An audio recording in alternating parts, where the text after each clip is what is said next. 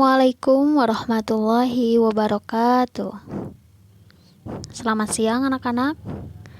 Bertemu lagi dengan Ibu pada mata pelajaran Pendidikan Agama Islam.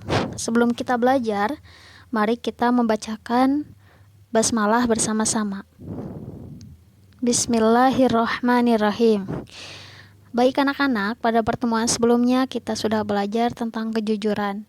Jujur itu adalah kesesuaian sikap antara perkataan dan perbuatan yang sebenarnya. Nah, sekarang kita akan belajar tentang menegakkan keadilan. Nah, langsung saja anak-anak, bisa kita lihat ya di PowerPoint. Materi kita pada hari ini adalah tentang menegakkan keadilan. Silahkan kalian buka buku paketnya.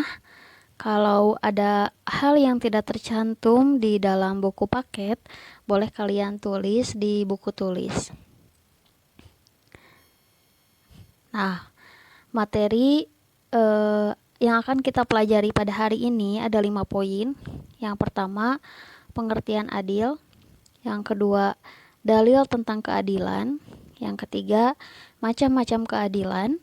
Yang keempat, penerapan perilaku adil. Dan yang kelima, hikmah perilaku adil. Untuk yang pertama, langsung saja bisa kita lihat di sini pengertian adil. Adil menurut bahasa adlun yang artinya seimbang atau sama.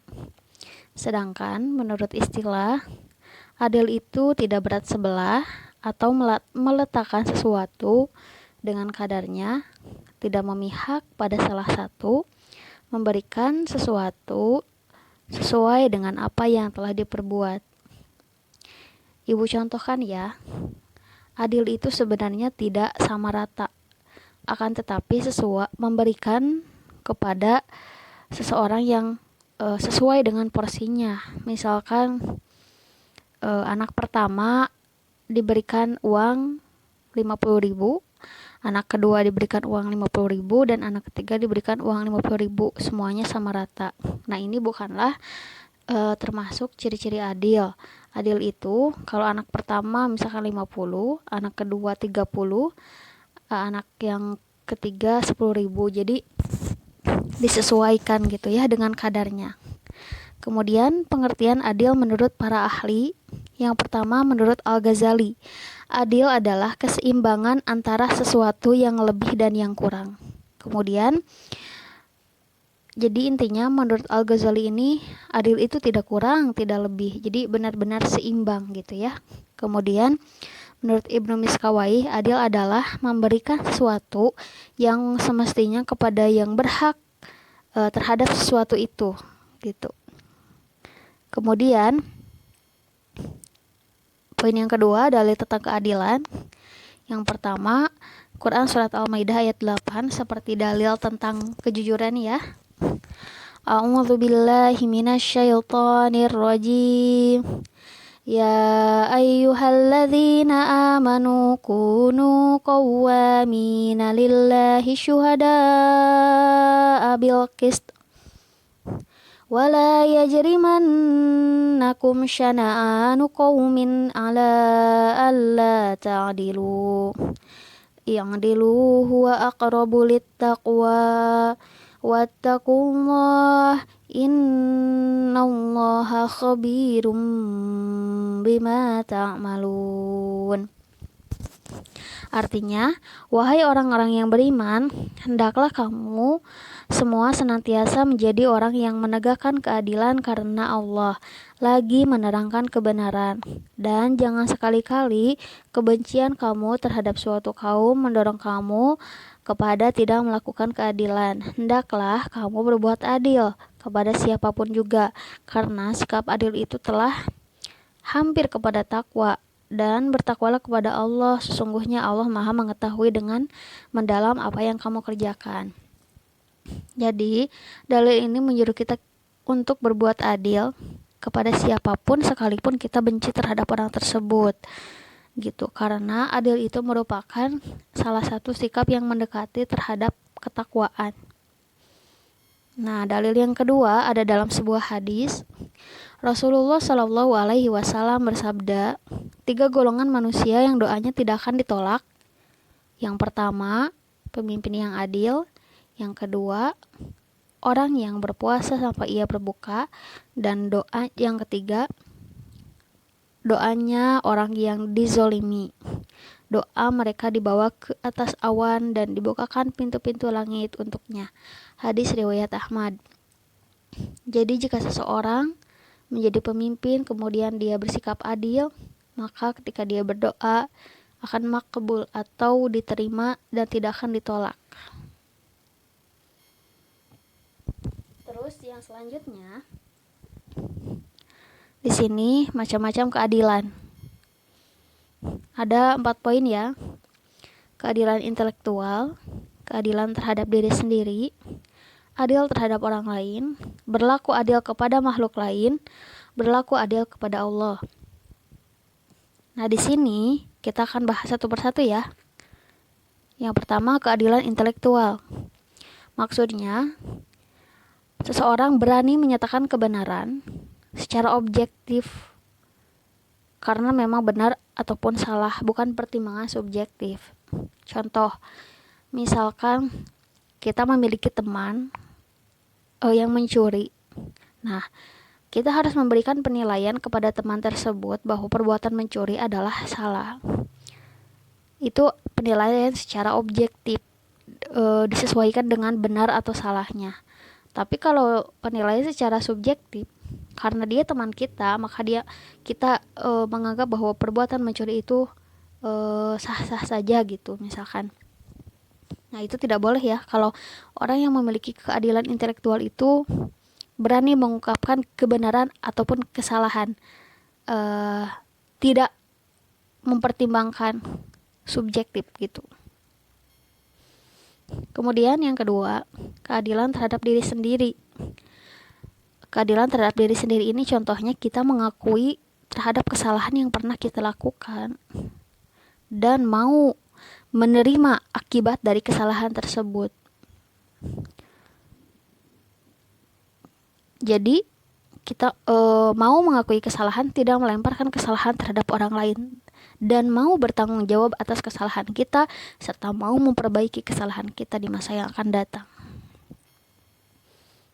Terus yang ketiga, adil terhadap orang lain. Misalkan melaksanakan hukum ya, misalkan menjadi seorang hakim nih, harus membela orang yang teraniaya dan menghukum orang yang bersalah. Bukan orang yang bersalah dibela, justru orang yang teraniaya dihukum. Harus sesuai gitu. Berdasarkan Quran surat An-Nahl ayat 90, artinya sesungguhnya Allah menyuruh kamu berlaku adil dan berbuat kebajikan, memberi kepada kaum kerabat, dan Allah melarang dari perbuatan keji, kemungkaran, dan permusuhan. Dia memberi pengajaran kepadamu agar kamu dapat mengambil pelajaran. Nah, yang kelima, yang keempat, berlaku adil kepada makhluk lain. Misalkan binatang, kita memelihara binatang harus ditempatkan di tempat yang baik, disesuaikan dengan tempat yang biasa binatang tersebut tempati gitu. Contoh, kita memelihara ikan, maka ikan tersebut harus diberikan tempat yang ada airnya, tidak boleh di darat. Kemudian harus disediakan tempat yang memadai ya, diberikan makan yang layak. Kemudian apabila binatang tersebut dijadikan sebagai kendaraan, misalkan seperti kuda ya, dijadikan sebagai kendaraan, hendaklah tidak diberikan beban yang melampaui batas. Jadi dipekerjakan, jadi kuda tersebut digunakan sewajarnya gitu ya, tidak berlebihan. Kemudian apabila binatang tersebut disembelih, maka disembelih dengan cara yang telah diajarkan oleh ajaran Islam, membaca bismillah gitu ya. Kemudian lehernya dipotong, bukan dimasukkan ke dalam mesin secara hidup-hidup. Kemudian selain itu juga yang termasuk adil kepada makhluk lain itu juga kita menjaga kelestarian lingkungan, menjaga tumbuhan, menjaga alam, ini juga termasuk adil terhadap makhluk. Yang kelima, adil terhadap Allah. Maksudnya kita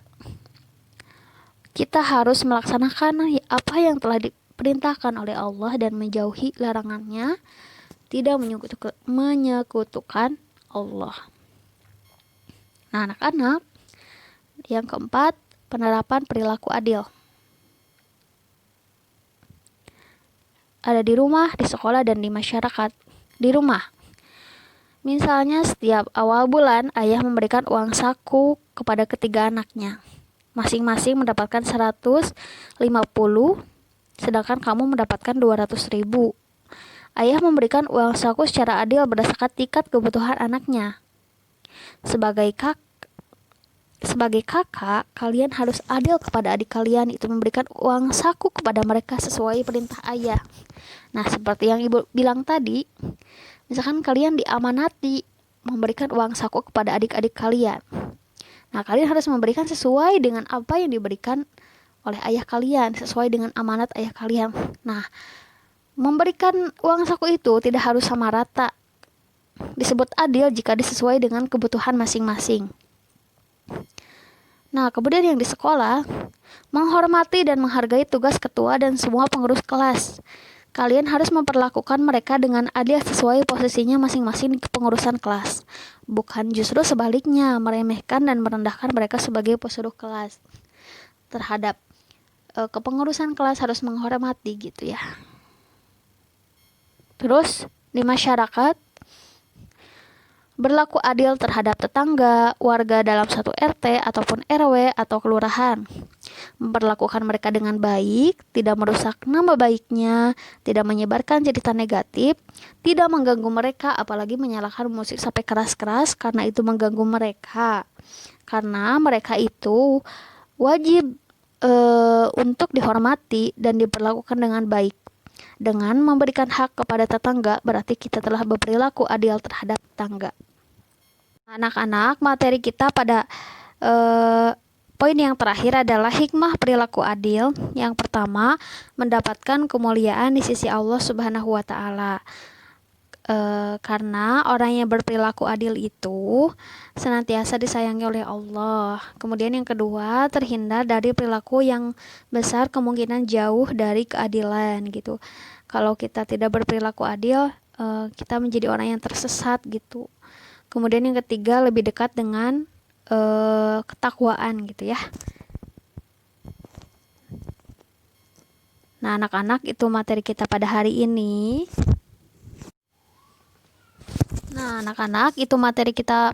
ini. Ibu harapkan kalian dapat memahaminya dan dapat menerapkannya dalam kehidupan sehari-hari tentang perilaku jujur dan perilaku adil. Apabila ada hal-hal yang tidak kalian pahami, boleh kalian langsung tanyakan ke ibu.